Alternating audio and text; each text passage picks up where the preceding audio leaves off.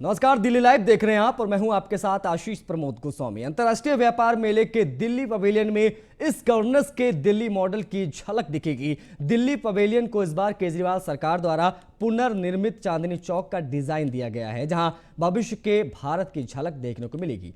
उप मुख्यमंत्री मनीष सिसोदिया ने आज प्रगति मैदान में आयोजित होने वाले 40वें भारतीय अंतर्राष्ट्रीय व्यापार मेले में दिल्ली पवेलियन का उद्घाटन किया। इस अवसर पर उप मुख्यमंत्री ने कहा कि दिल्ली देश की प्रगति में शिक्षा, स्वास्थ्य, सार्वजनिक परिवहन, इंडस्ट्री, एनवायरमेंट आदि के माध्यम से नया अध्याय लिख रही है। दिल्ली में बहुत से नए प्रयोग हुए हैं। देश में टेक्नोलॉजी, एजुकेशन, हेल्थ, ट्रांसपोर्ट आदि के क्षेत्र में जो भविष्य में होगा दिल्ली में, वो आज ही होने लगा है। उन्होंने अपील करते हुए कहा कि जब लोग ट्रेड फेयर में आए तो दिल्ली के पवेलियन में जरूर एक बार आए और भविष्य के भारत की तस्वीर भी देख कर जाए।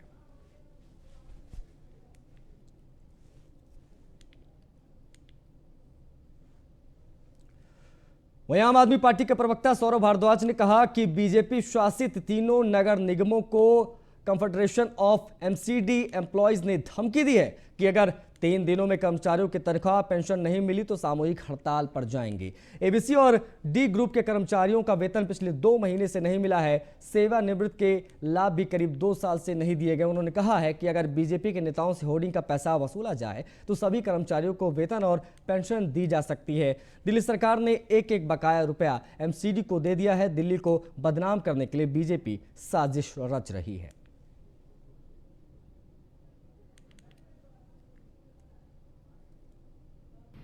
दिल्ली सरकार ने एक बकाया रुपया एमसीडी को दे रखा है। उसके बावजूद जो है दिल्ली को बदनाम करने के लिए और दिल्ली के अंदर हड़कंप मचाने के लिए भारतीय जनता पार्टी इस तरीके की साजिश कर रही है। हम इस बात को सारी दिल्ली को बताना चाहते हैं कि ऐसी त्रासदी के समय में भी भारतीय जनता पार्टी दिल्ली वालों को और परेशान करने की कई नई योजनाएं बना रही है। दिल्ली सरकार ने एक बकाया रुपया एमसीडी को दे रखा है। उसके बावजूद जो है दिल्ली में लीगल प्रोसेस को लेकर आम नागरिक को जागरूक करने का किया जा रहा है ताकि आम जन अपने कानूनी अधिकारों को समझ सके। इस मुहिम को लेकर लगातार दिल्ली स्टेट लीगल सर्विस की तरफ से लगातार इसे चलाया जा रहा है। इस कड़ी में आज डीएलएसए की तरफ से लोगों को जागरूक किया गया, जिसमें बच्चों के साथ युवा, महिला और बुजुर्गों ने भी शिरकत की। वहीं दिल्ली के न्यायाधीश और वकीलों ने भी इस प्रोग्राम में शिरकत की। सबको बाल दिवस की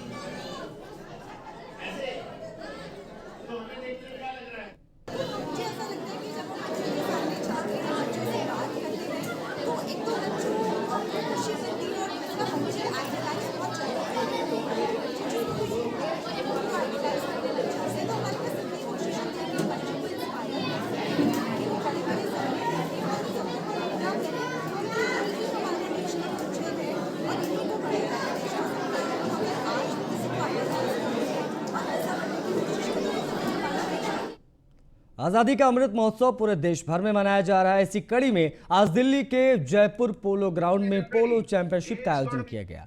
इस पोलो मैच में केंद्रीय राज्य मंत्री मीनाक्षी लेखी पहुंची, जिन्होंने ग्राउंड में गेंद फेंककर मैच की शुरुआत की। This is one of the senior most mares and one of the finest polo ponies in the world. You're seeing now being ridden by Hassel there. And a backhander from Siddhant Sharma.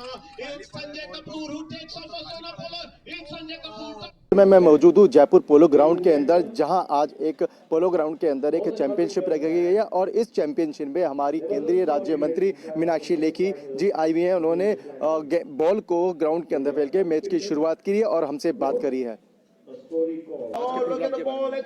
आज जो है आज़ादी का अमृत महोत्सव के तहत संस्कृति मंत्रालय के द्वारा हमने ये पोलो मैच ऑर्गेनाइज किया है और ये भारत की धरोहर है और भारत की धरोहर में पोलो जो है वो लिविंग ऐसा एक खेल है जो खेलो इंडिया फिट इंडिया के तहत हम मना रहे हैं और हम इसको पूरे विश्व में ये पता नहीं है लोगों को कि पोलो का जन्म स्थान जो है वो भारत है और मणिपुर है। तो आप आज का मैच एंजॉय कीजिए। Thank you. तो ये राजधानी दिल्ली में नशे के खिलाफ लोगों में जागरूकता देखने को मिल रही है, जहां एक और तमाम सिविल एजेंसियों के साथ साथ नशे के खिलाफ कई सामाजिक संस्थाएं अपनी आवाज़ बुलंद कर लोगों को जागरूक करने का काम कर रही, तो वहीं दूसरी ओर अब आमजन भी नशे के खिलाफ सड़कों पर उतर आए। इसका नज़ारा आज दिल्ली के सुल्तानपुरी में देखने को मिला। दरअसल सुल्तानपुरी के जलेबी चौक पर बड़ी संख्या में स्थानीय लोगों ने सड़क पर उतरकर नशे के खिलाफ अपनी आवाज़ बुलंद की और पुलिस प्रशासन के खिलाफ सांकेतिक धरना प्रदर्शन किया। इस प्रदर्शन में बड़ी संख्या में महिलाएं शामिल रहीं। सभी ने तमाम पोस्टर और बैनर के माध्यम से क्षेत्र में चल रहे नशे के अवैध कारोबार को प्रशासन से रोकने की गुहार लगाई। इस प्रदर्शन में अलग अलग RWA के पदाधिकारी उपस्थित हुए, जिन्होंने नशे के खिलाफ आवाज़ उठाते हुए पुलिस प्रशासन पर भी सवाल निशान खड़े किए। सुल्तानपुरी के अंदर हर गली के अंदर जो स्मैक और गांजा क्रश बिक रहा है, सुल्तानपुरी की RWA के साथ चलो। नहीं होती के नेतृत्व में DCP महोदय, ACP महोदय। सबसे पहली बात तो मैं आपके माध्यम से ये बात बताना चाहता हूँ कि इस धरने की सूचना पुलिस प्रशासन को इंटीमेशन पहले दी जा चुकी है।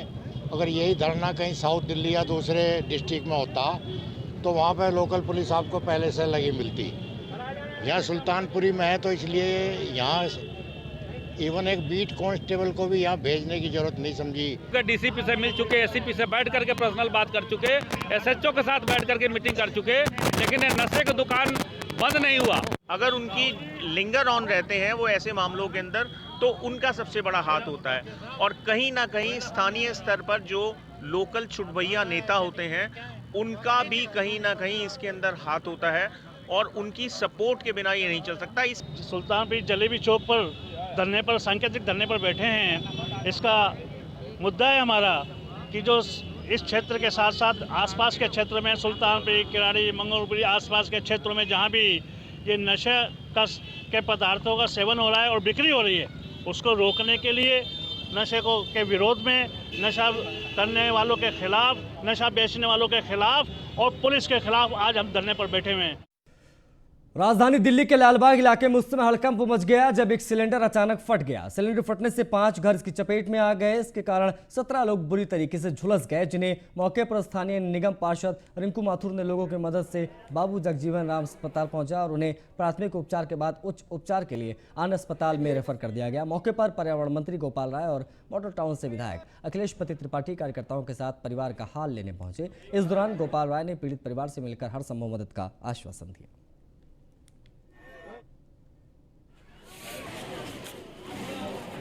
India news.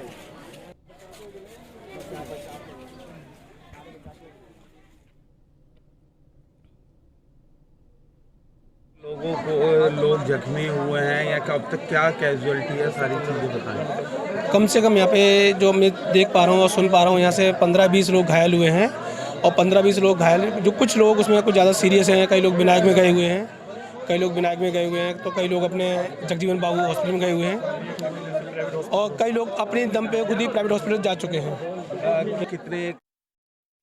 किस समय की ये घटना है और किस तरीके से एक के बाद एक लोगों का निकलना शुरू हो गया, किस तरीके की आवाज़ हुई थी, ये कैसे पता चला? सर, ये 9:45 से लेके 9 के बीच में आग लगी है। एक भाई के घर में सिलेंडर लीक होने की वजह से वो आग काफ़ी ज़्यादा फैल गई और क्या हुआ कि उसके बाद सिलेंडर फटने लगे, लोगों में अफरी तफरी होने लगी। 100 नंबर को कॉल करा गया, एम्बुलेंस को कॉल करा गया, मगर कोई प्रशासन की तरफ से कोई वो नहीं आया। कम से कम 1 से सवा घंटे लेट एम्बुलेंस प्रशासन सारे यहाँ पे आए हैं। उसके बाद आप देख सकते हैं यहाँ पे कम से कम, जैसे हमारे निगम पार्षद जी ने बोला, 15 से 20, ये मैक्सिमम कम से कम लोग झुलसे हुए हैं। दिल्ली में बसपा सुप्रीमो मायावती की मां के निधन के मौके पर कांग्रेस महासचिव प्रियंका गांधी वाड्रा ने मायावती से मुलाकात की। मुलाकात की तस्वीर जैसे ही सोशल मीडिया पर आई, इसे राजनीतिक तरीके से देखा जाने लगा, लेकिन इस बीच प्रियंका गांधी वाड्रा ने बुलंदशहर में सभी अटकलों पर विराम भी लगा दिया। मायावती से मुलाकात के दौरान की तस्वीर।